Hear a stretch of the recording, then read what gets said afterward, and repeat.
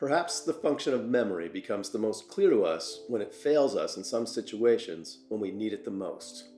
Consider the mistakes of our memory and how avoiding all of those mistakes could make us so successful as students and in our careers and relationships. How does memory improve your life, and how might improving your memory enhance your life even more? What would it feel like to have a perfect memory, and how much effort would it take to teach ourselves to remember everything we want to remember? The 1993 film Groundhog Day serves as an allegorical case for the beneficial selection and likely evolution of memory. In the film, weatherman Phil Connor, played by Bill Murray, is forced to relive the events of the same single day over and over again. In this analytical edit, we see how many times Connor had to repeat that day to learn to remember, to get it all right in the end. The unique events of Groundhog Day will illustrate the principal function of memory to use the past to predict the future. The film demonstrates how those having a better memory have a distinct advantage over those who do not. So I guess the question we have to ask ourselves today is, does Phil feel lucky? In it, we see Murray play weatherman Phil Connors, in which he relives this day over and over again. But just how long does Phil spend in the small town of Puxatawny? It's probably more than you think.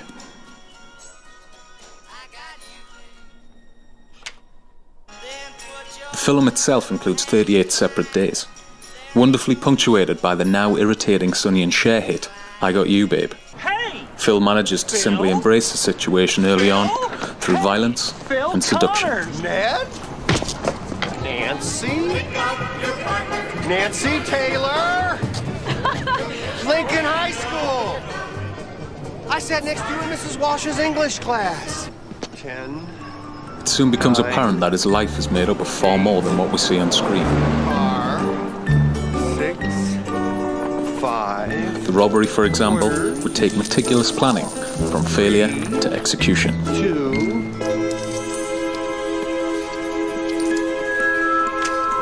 We then come to the main plotline of the film, and that's Phil's wanton seduction of Rita.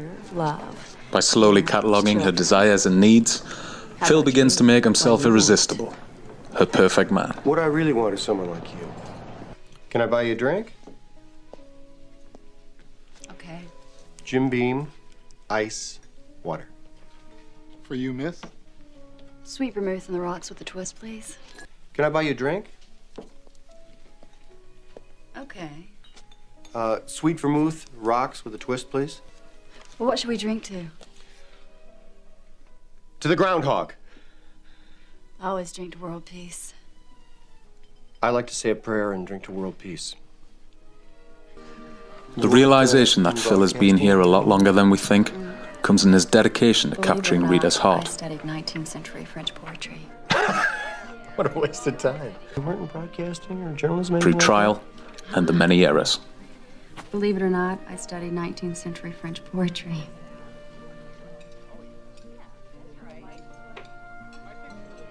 La fille qui j'aimerais sera comme bon vin, que c'est bon fuira un peu chaque matin. You speak French. Oui. Stop it!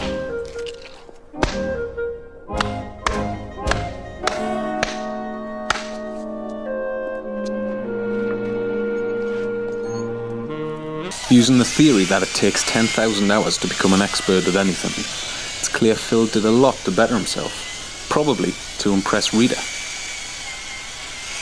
Be the hat. Come on, go. Be the hat. It would take me a year to get good at this. No, 6 months. 4 to 5 hours a day, and you'd be an expert. Not bad, Mr. Connors. You say this is your first lesson? Yes, but my father was a piano mover, so. Phil's final day in Puxatawny is one where all his selfless acts come together. Fixing a tire, WrestleMania tickets, 12 days out of the total, completely selfless.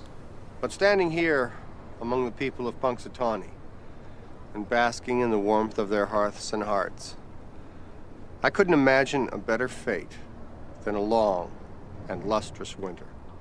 So what did we decide? How many days did Phil Connors spend reliving the same day over and over again? Let's live here. Well, 12,395 to be exact. Or 33 years, 350 days. So what is the actual function of memory?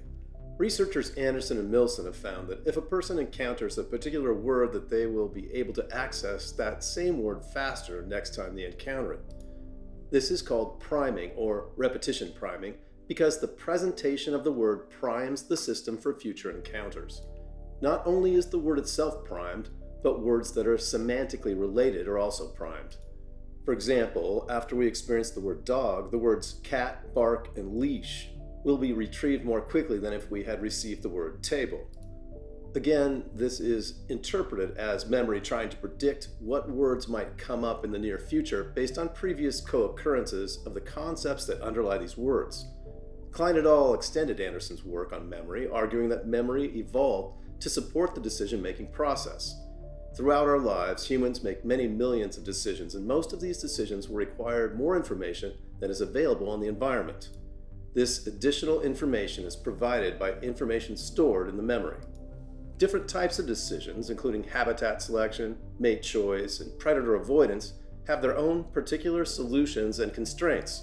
Some decisions, for example, need to be made rapidly, while others can be made slower but demand greater accuracy. For this reason, Klein et al. Proposed that there will be separate memory systems depending on the nature of the decision being made. Many psychologists prefer to think of memory as consisting of a number of separate subsystems, all of which might have their own particular function. A division in memory research is held between episodic and semantic memory systems. Episodic memory refers to the storage of specific experiences that one has had. For instance, specific memories of a vacation in Paris. The trip up the Eiffel Tower or a meal at a cafe on the Champs-Élysées would be retrieved from the episodic memory store. The semantic memory stores generalized facts about the world. General knowledge about Paris, such as it being the capital of France, would be stored and retrieved from the semantic memory. Research suggests that one could have semantic facts about oneself, kind of semantic episodic memories. For example, Klein et al. Report of a student who, after a head injury, had little recollection of any of her experiences in the months prior to the accident. However, her memory for general facts about this part of her life was preserved. For example, she could recall the names of her teachers and the classes she attended, but could not remember any particular experiences or people from those classes. To account for this, Klein et al. Propose a further distinction, specifically between inceptive and derived memories. Inceptive memories are true episodic memories in that they represent information stored at its inception with no further processing. They are a mix of different types of information encoded as part of the episode and include accounts of events. With perceptual information of colors, textures, shapes, proprioceptive information of how things physically felt, and emotional content. During social interaction, we frequently meet new people and we form inceptive memories of our experiences with them. These memories will contain specific details of the person, parts of conversations, perceptual information about how the person looked and sounded, and our emotional responses to them. Inceptive memories, on the other hand, are preserved because, although they are slow and costly to process, they might be beneficial in situations where accuracy rather than speed is of the essence. These inceptive memories may undergo further processing and inference to produce derived memories, which can be thought of as summaries of concrete experiences. Subsequently, we might form derived memories of that person in which we form a summary of them in terms of a list of traits. For instance, we might classify them as warm, friendly, and industrious, or as cold, calculating, and antisocial. Klein et al. Argue that certain decisions might require information to be in such a distilled and abstracted form to enable rapid processing. Human memory has amazing capabilities, so why does it have so many limitations? We forget important appointments, have distorted recollections of the past, and are often unable to remember the name of a familiar person, frequently at a point that causes maximum embarrassment. So, if memory is the product of evolution, why does it apparently fail so often? Is this evidence against the claim that memory is the product of natural selection? Or can we think of such failures as being the trade-offs or flip side costs of adaptations? Psychologist Daniel Schachter proposes an adaptive explanation for why memories are fallible by listing what he calls the 7 sins of memory. Let's consider some potential adaptive explanations for each of these 7 sins. Transience, according to Schachter, is adaptive because not all experiences and information will have future benefit. Memory is vast, but its capacity is still limited, so storing every single event in vivid detail is probably impossible and certainly undesirable. Rarer items in memory are pushed to the back of the queue because it's assumed that they are unlikely to be required. Transience is just an extreme example of this. Items deemed to be unimportant are either pushed so far to the back of the queue that they are inaccessible or are removed completely. Absent-mindedness is adaptive because we cannot attend to everything at once, and the most important prerequisite as to whether we store something is whether we attend to it. Absent-mindedness occurs when we fail to give a potentially important item our full attention. Blocking is when names or words that are on the tip of our tongue are ones that are low in frequency or ones that we haven't used for some time. Therefore, many of the effects of blocking might be due to the gradual decay of memories, making them less accessible. A further cause of blocking might be inhibition. Misattribution and suggestibility are a downside of forming derived memories, which is adaptive. We often cannot recall when or where we originally learned something, or we remember things that did not actually happen. For instance, if we are presented with words that are strongly associated with the word rough, such as coarse, jagged, sandpaper, smooth, but do not present the word rough, then people will frequently report seeing the word rough in the list anyway, even though it never appeared. Such false memories may occur because of the process of abstraction. We forget the details and are left with a false impression. Persistence describes the way that we often suffer recollections of unpleasant, embarrassing, or traumatic events. Who hasn't lain awake at night worrying about some mistake that was made during that day? Most seriously, post-traumatic stress disorder, PTSD, is a very debilitating mental illness that can seriously affect the sufferer's ability to live a normal life. How can we consider such intrusions to be adaptive? Schachter argues that one of the many functions of memory is to learn from negative events, as well as positive ones, and the majority of negative memories, although unpleasant, would not be so severe as to result in PTSD. Memory, by making negative events prominent, is warning you not to make the same mistake again. Generally, our memories tend to portray us in a positive light. So when we remember events, we might overestimate our contribution to successful events and underestimate our contributions to unsuccessful ones. According to Schachter, this might fulfill the function of promoting psychological well-being, as it is known that people with positive recollections of past events tend to do well in life, and those who have negative recollections are more likely to suffer mental illness.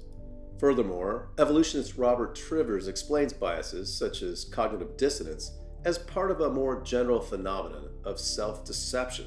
In many situations, we wish others to believe that we are competent, sincere, honest, and kind. For their part, others are likely to have evolved sophisticated methods for detecting cheats and liars, and are thus sensitive to the leakages that might occur when someone is telling lies. So what better way of preventing someone from detecting your lies than for you yourself to believe them to be true? Misconceptions that commonly persist despite educational system attempts to reverse those incorrect memories of concepts is another interesting phenomenon. For example, it may be surprising to you that 25% of adult Americans randomly surveyed had this misconception, incorrectly thinking that the sun revolves around the earth, and in Europe, it's a third of their population. Here's another common concept, that the tilt of the Earth's axis is the cause of the seasons and not the proximity to the sun. And note that summertime distance is 5 million kilometers further than in the winter. In the winter, we are closer to the sun. Yet despite the teaching of this to students, a commonly held misconception around the season persists, even amongst Harvard graduates. 21 of 23 Harvard graduates hold a misconception about the cause of the seasons. Karen Lee Fingerman, candidate in arts. Many of these students will graduate from college with the same scientific misconceptions that they had on entering grade school. To test how a lifetime of education affects our understanding of science, we asked these recent graduates some simple questions in astronomy. Consider, for example, that the causes of the seasons is a topic taught in every standard curriculum. Okay, I think the seasons happen because as the Earth travels around the sun, it gets nearer to the sun, which produces warmer weather, and gets farther away, which produces colder weather, and hence the seasons. How hot it is or how cold it is at any given time of the year has to do with the closeness of the Earth to the sun during the seasonal periods. The Earth goes around the sun. And it gets hotter when we get closer to the sun, and it gets colder when we get further away from the sun. Though this area of research is not fully understood, it seems that the proximate mechanisms involving cognitive dissonance may operate in preserving misconceptions. Changing cognitions to be consistent with the other, or change each cognition in the direction of the other, so the sun really is closer in the summer. Adding consonant cognitions may help reduce the magnitude of the other dissonant ones, so during the Australian summer the Earth is closer to the sun, or altering the importance of each cognition can reduce the dissonance, so the tilt is not an important part of the seasons. Might it have been adaptive to continue to believe even false ideas of the trooper tribe, despite being told otherwise by others? Adhering to the false doctrine of the group may have been evolutionarily adaptive through increasing inclusive fitness, if disagreeing with the group reduced reproductive success.